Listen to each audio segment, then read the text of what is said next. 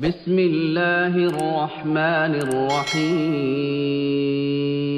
السلام علیکم ورحمۃ اللہ وبرکاتہ۔ معزز ناظرین، پہاڑ قرآن اور اسلام میں اللہ تعالیٰ کی عظیم نشانیوں میں شمار ہوتے ہیں۔ قرآن مجید میں اللہ تعالیٰ نے متعدد مقامات پر پہاڑوں کو اپنی قدرت کی علامت اور نشانی کے طور پر بیان کیا ہے۔ پہاڑوں کی تخلیق، ان کی استقامت اور زمین پر ان کے منفرد کردار کو سمجھنے سے انسان اللہ کی قدرت اور حکمت کو بہتر انداز میں پہچان سکتا ہے۔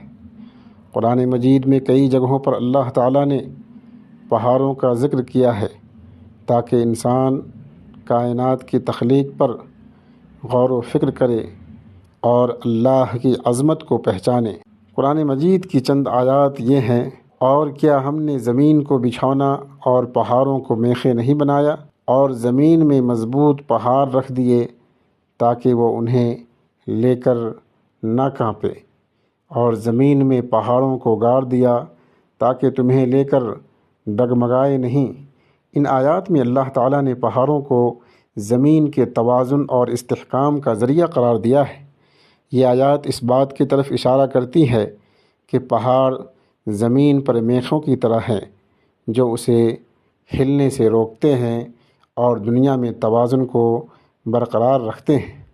اسلام میں پہاڑوں کو صرف ایک جسمانی وجود کے طور پر نہیں بلکہ ایک عظیم نشانی کے طور پر سمجھا جاتا ہے، جس کے ذریعے انسان کو اللہ کی عظمت کا ادراک ہوتا ہے۔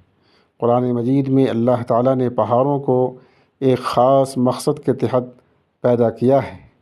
زمین کا استحکام، جیسا کہ اوپر ذکر ہوا، پہاڑوں کو زمین میں گاڑا گیا ہے تاکہ وہ زمین کو مضبوط اور مستحکم رکھ سکیں۔ اللہ کی حکمت، پہاڑوں کی تخلیق اس بات کا ثبوت ہے کہ اللہ تعالیٰ کی تخلیق میں حکمت اور مقصد موجود ہے۔ انسان پہاڑوں کو دیکھ کر اللہ کی قدرت اور حکمت پر غور کر سکتا ہے۔ پہاڑوں کی عظمت اور ان کی استقامت انسان کے لیے ایک سبق ہے کہ وہ اللہ تعالیٰ کی تخلیق پر غور کرے اور اس سے سیکھے۔ صبر اور استقامت، پہاڑ اپنی جگہ پر مضبوطی سے قائم رہتے ہیں چاہے حالات کیسے بھی ہوں۔ اسی طرح انسان کو بھی مشکلات میں صبر اور استقامت کا مظاہرہ کرنا چاہیے۔ اللہ کی طرف سے مدد، جس طرح پہاڑ زمین کو استحکام بخشتے ہیں، اسی طرح اللہ تعالیٰ اپنے بندوں کو مشکلات میں استحکام عطا کرتا ہے۔ اسلامی تعلیمات کے مطابق قیامت کے دن پہاڑ بھی اللہ کی قدرت کے تحت فنا ہو جائیں گے۔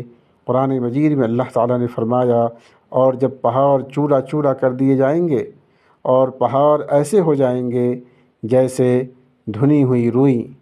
یہ آیات اس بات کی طرف اشارہ کرتی ہیں کہ قیامت کے دن پہاڑ اپنے موجودہ حالت میں نہیں رہیں گے بلکہ اللہ کی قدرت کے آگے فنا ہو جائیں گے۔ پہاڑوں کی عظمت اور ان کا ذکر صرف فطری نشانیوں تک محدود نہیں بلکہ ان کا ایک روحانی پہلو بھی ہے۔ کئی پیغمبروں کو پہاڑوں پر اللہ کی وحی ملی، جیسے حضرت موسیٰ علیہ السلام کو کوہ طور پر اللہ سے کلام ملا۔ خلاصہ یہ کہ پہاڑ اللہ کی ایک عظیم نشانی ہے جو اس کی تخلیقی قدرت، حکمت اور عظمت کو ظاہر کرتے ہیں۔ قرآن مجید میں پہاڑوں کو زمین کے استحکام اور توازن کا ذریعہ قرار دیا گیا ہے، اور جدید سائنس بھی ان حقائق کی تائید کرتی ہے۔ انسان کو چاہیے کہ وہ پہاڑ کی تخلیق پر غور کرے اور اللہ کی قدرت اور حکمت کو پہچانے۔